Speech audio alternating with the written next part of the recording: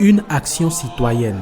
C'est dans ce cadre que s'inscrit la tournée de vulgarisation des décisions récentes du gouvernement du président Romiada Wadayi. Face à cet auditoire à la mairie de Pobé, le ministre porte-parole du gouvernement apporte des explications sur la généralisation de la gratuité des frais de scolarité aux filles du secondaire public sur l'étendue du territoire national dès la rentrée scolaire 2026-2027.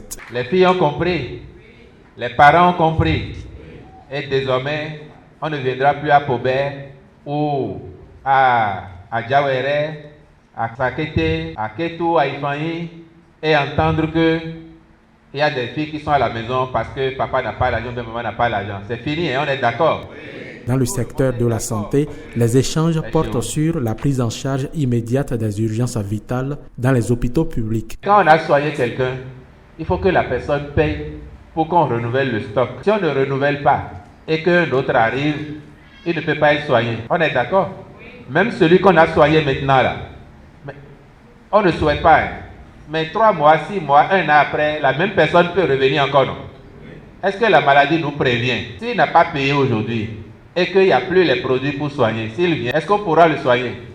C'est pour ça que quand nous allons bénéficier des soins, il faut qu'on paie.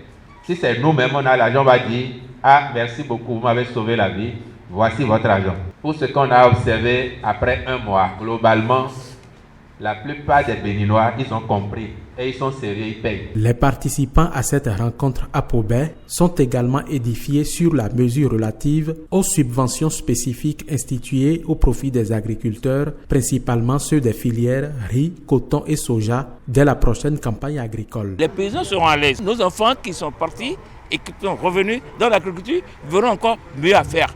Parce qu'il dit, mon père, oui, il a fait le coton.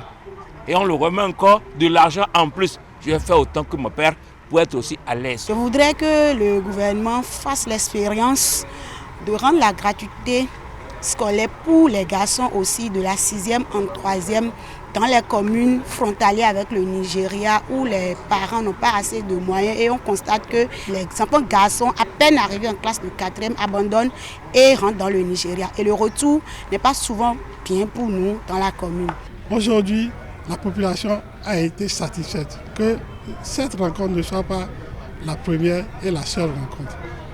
Qu'il y en ait d'autres qui vont suivre pour parler du développement de la commune, du développement du plateau et du développement du Bénin en général. Au cours de ces échanges avec le ministre porte-parole du gouvernement, la population du plateau a abordé des préoccupations relatives au développement des 5 communes du département.